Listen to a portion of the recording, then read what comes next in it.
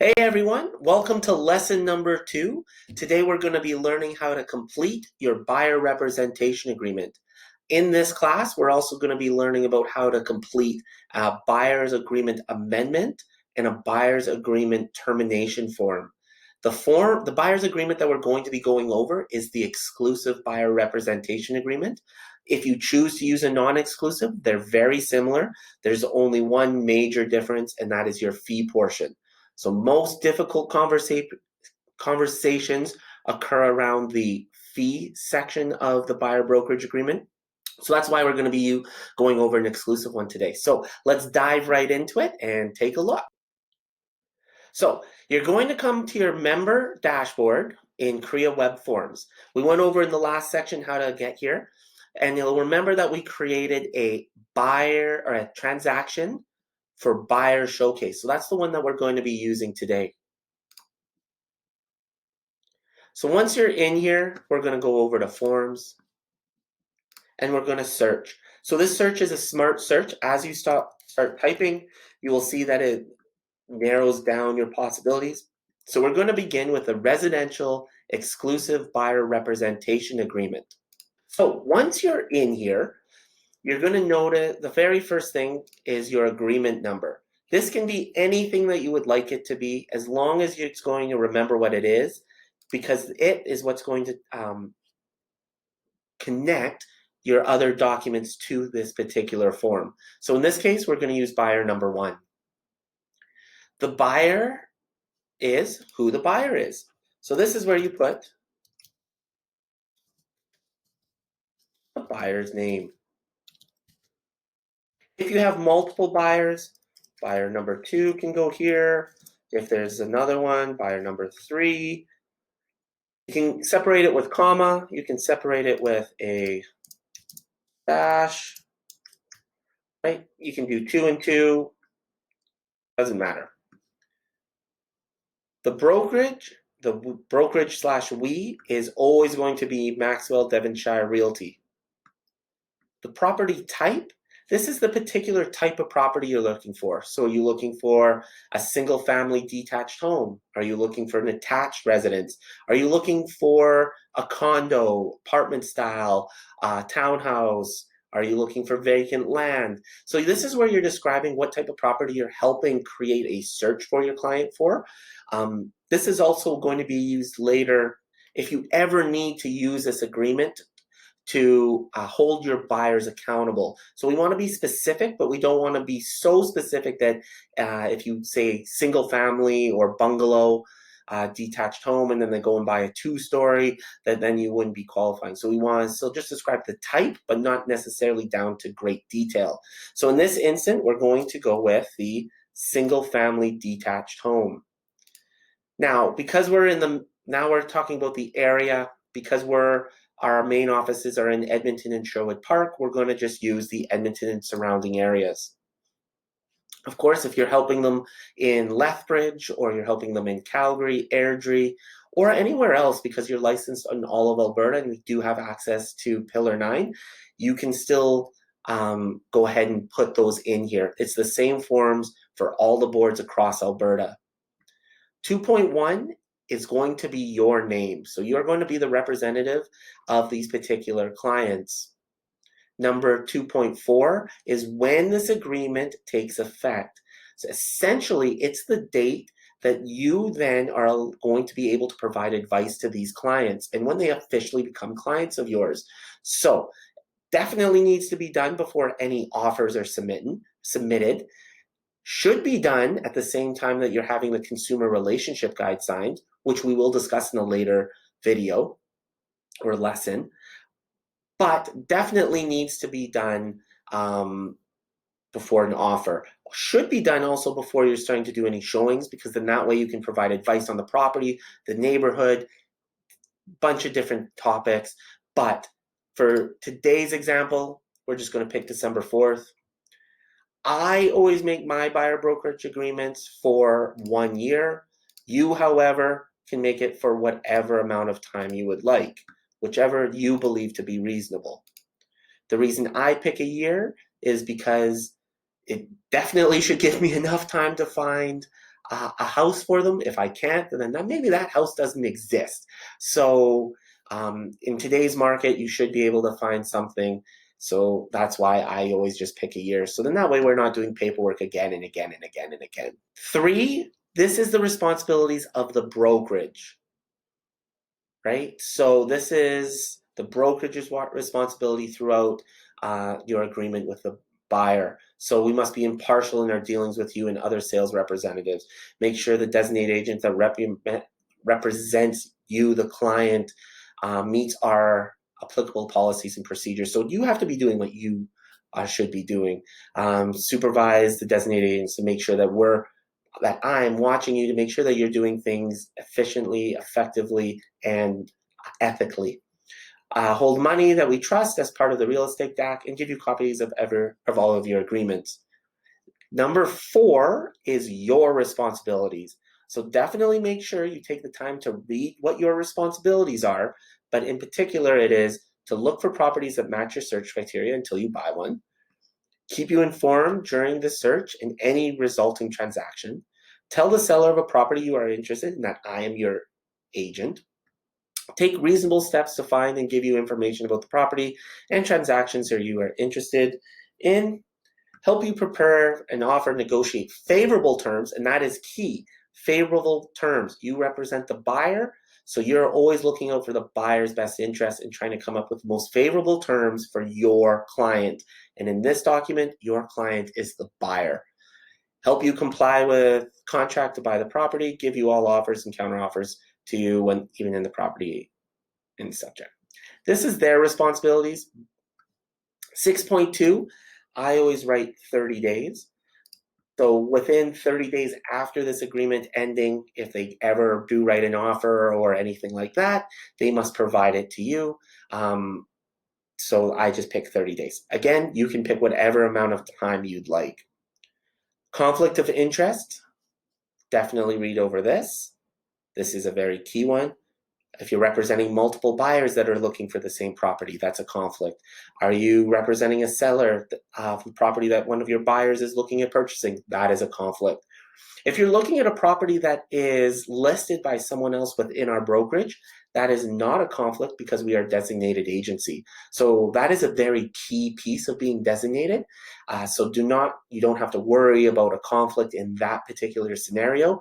However, if you have multiple buyers or representing multiple clients that are interested in the same property or want the same sale to occur, that's when conflict of interest really does begin. 8.1, this is the major difference between an exclusive and a non-exclusive buyer representation agreement is the fee. So 8.1, our fee is the brokerage fee. However, that is essentially what you will be earning as commission based on what your fee agreement is within the brokerage. But this is what the brokerage will be collecting as a total amount.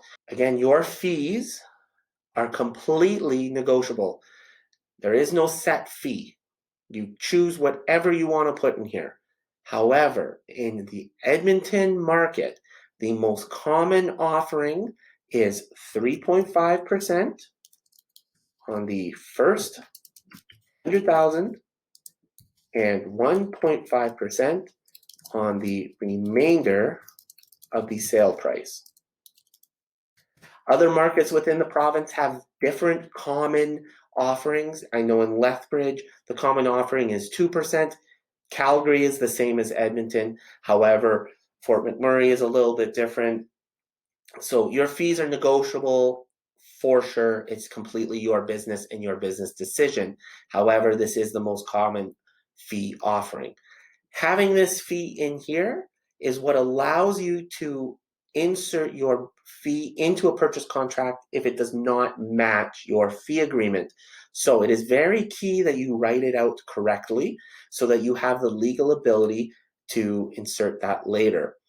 Also, when we go down a little bit further, it's incredibly imperative that you have it written out completely, because if you don't have it written out, your buyer can actually request your fee from you. So let's go down into that. Let's take a look. 8.2 is if we're holding a retainer.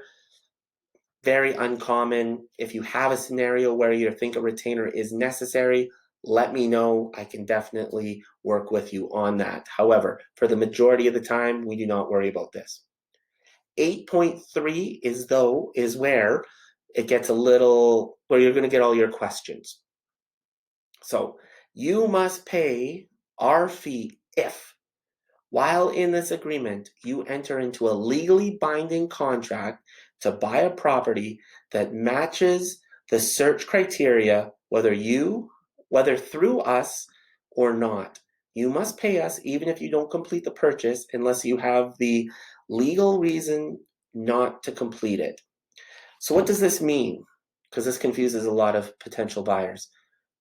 This means if they remove all their conditions or write an unconditional offer and they don't go through with the sale, you are still owed your fee. Whether you help them write the purchase contract or not, as long as it matches the search criteria written up here, you are entitled to your fee. That's where I was saying it's important to have detail up there, however, not too much detail that it can be worked around. However, if they write an offer that is conditional and they do not remove their conditions, they don't owe you anything. So because they never actually legally completed the sale or went into a legally binding contract. A legally binding contract is only if it's unconditional. So that's a big one. B, I always write 30 days here. In the 30 days after this agreement ends, you enter a legally binding contract to buy a property we introduced you to during the term of this agreement. So if you show someone a property and it's on the last day or so of your agreement time, and they don't want to write an offer because they think they can get a better deal if they work directly either with the seller or the listing agent once this agreement is done, and then they go and write an offer on it 30 or 15 days after the agreement, you still have full right to your commissions because you are the one that showed them the property. And because it matched the search criteria and you're the one that showed them and represented them, you have the right. So this is very important. 8.4 is what allows you or us to ask for our fee from the seller. So if the seller is offering not 3.5, 1.5, or whatever fee you put in here, this is what allows you to ask them for it. And there's a specific term to put into the purchase contract, which I would help you with down the road. 8.5, you are responsible to pay the full fee if you must pay within, I always again put 30 days, but you could put whatever you would like, days after the purchase is complete. You do not pay our fee if A, buy a property excluded in this agreement, and B, sign a buyer representation agreement with another brokerage that begins after this agreement ends. That does not mean if they sign one while this one's still in play, but if the date ends tomorrow and they sign one tomorrow, that is, and then they go out and buy a property, that's fine. 8.7, if the money paid to us is more than our fee, we must refund you the difference within, again, I always put 30 days after this agreement ends. If our fee is more than the money paid to us and your retainer, you must pay us the difference within, I again always put 30 days. So this is where I was saying it's so important to have your fee properly written. If you wrote $1,000 and you were to receive $8,000, technically your buyer is owed that money after the sale completes. So you don't want that. You want to earn your money. You've earned your money. You want to keep your money. So make sure that this is written properly so that you don't have to match. If there is a bonus being paid or anything like that, that's where we'll talk about the amendment where you can always amend this fee portion. Or if you're wanting to change it to 3% on the first 100,000 and 1.5% on the remainder, so then your buyer will not have to pay you the difference, you can do that as well through the amendment agreement that we will be talking about in a little bit. 8.8, this is where you would like to charge them for any particular fee. So this is, again, completely discretionary, up to you. If you're doing a lot of driving into acreages, you might want to charge for gas money. If you're an incredibly busy agent and you know this is going to be a very time-consuming thing and you want to ensure that you have some of your time paid for, you can put whatever amount you would like in there. This is completely discretionary on you. There is no right or wrong here. It's whatever you put into the agreement. So $1,000 for gas money, $500 for gas money, time rendered, doesn't matter. This is what you can put in. 8.9, we must not accept any other fees, including finder fee, referral fee, bonuses. So this is where you would then have to have consent from the buyer to, or let them know that you're receiving a referral bonus from someone else, but they have to know how you get paid. Number 9 is talking about their personal information. And again, you'll notice on the bottom of every page that there is a portion for both you and your buyer to initial. 10.1, our ongoing obligations, our duty to keep you informed, keep your information confidential, continues after this agreement. So you can't just be like, hey, I just helped Connor McDavid buy that beautiful house in Laurier. Yeah, and then start broadcasting it. No, you can't do that. 13 is the next big one where a lot of people have questions because it relates to how the agreement ends. So first off, they complete a purchase that matches the criteria. So they buy a house with you that matches the criteria, agreement is over. You both agree in writing to end the agreement early. The license of the brokerage stops. That one will never happen. The brokerage goes bankrupt or we are in receivership. That one will never happen. You materially breach this agreement and we give you written notice to end it, or we material breach the agreement and you give us written notice to end it. And F, you give us written notice to end this agreement because our board membership has changed and fulfillment our obligation under this agreement. This would be if you as the associate change brokerages, then the agreement is null and void because you are the sole representative of the particular client. The client could choose to sign with someone else within the brokerage. However, this particular signed agreement would no longer be in effect, which would also mean you would have to sign a new one at whatever new brokerage you went to. 14, so just other details, make sure you are up to date on these. And at 15, this is what they are agreeing to. The guide relates to the consumer relationship guide, which we will be talking about in a future lesson. Make sure you put all of your buyer's information here. So fill in the address, right? In full, phone number.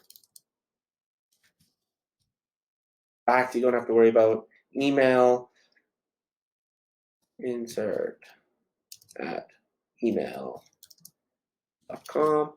This is important because this is what we also then use for MoveSnap. You can always provide that to us later, but also this is where we take it for buyers, for lawyers' information, and so on. Make sure you are fully filled out here. Brokerage is filled out here. This is the date that you sign. This is the date they receive a copy. So if you are using DocuSign, they receive a copy automatically. So just get them to initial and put the date that they will be signing. Buyers will sign up here and you will sign here. And then, you will sign here as their representative. If you're signing in person, you will need witnesses. So make sure that you have witnesses for the documents. So that is the buyer brokerage, exclusive buyer brokerage agreement. It's a quite simple document. However, there are some very key pieces to it to remember. Filling out the search criteria in full. This is when you're representing the client in its effective date. What your responsibilities are, what conflict of interest is, what your fee is and how it works. Are you charging for any expenses if they were to cancel the agreement during its time? And then how to end the agreement early if necessary. And then, of course, contact information. So now we're going to take a look at the buyer brokerage amendment. So the great thing about Creo web forms and transaction kits, stuff translates over from document to document. So you'll see all the buyer's information is here. We wish to amend the exclusive rent. So this is where it's important to have that. So we put that as buyer number 1 before. And then when the effective change is going to be happening, right? So you just click on the little calendar. So have it be today, right? Are you changing the effective date? So are you extending it? So again, click on the calendar. If you're not doing this, then you would just get rid of this. Are you changing the search criteria? So now we're actually adding in condo, apartment style, many other ones. So this is where you could put 8.1, our fee is, and then you change it to 3% on the first. First 100,000 and 1.5% on the remainder. So that would be one of the more common ones. Sometimes there's a free offering, so maybe it might go to 4, right? Or could be any reason why you're changing it. But this is where you would make any additional changes. This is where you can also add an additional buyer to the agreement. So this is where you would just write adding additional buyer named buyer number 4, or buyer number 5 in our case. So when was the agreement signed? This is when it's taking effect. Make sure everyone signs it, you sign it, make sure that everyone gets a copy of it. Now we're going to look at the termination agreement. So residential exclusive representation termination agreement. Again, very similar. You have your buyers, you have your buyer number, when is it going to take effect. Unconditional, so we and you will have no further obligations. So this means that it is just cut and dry. It's done. They're not being held to any standard. They're not being held to any accountability anymore. It's just over. Conditional termination means that if you still show them a property, you might be ending it today, but that 30 days after still takes an effect. So even though you're ending it today, and it might be early, if you showed them a property that fits the search criteria that you showed them, and they go and put an offer on it after this termination, within the timeline that you put in the purchase within the representation agreement, you still have the right to your fee. So that's what this one means. Any additional terms is just if you're doing anything else to it. Again, the date it's signed, you sign here, and then they get their copies.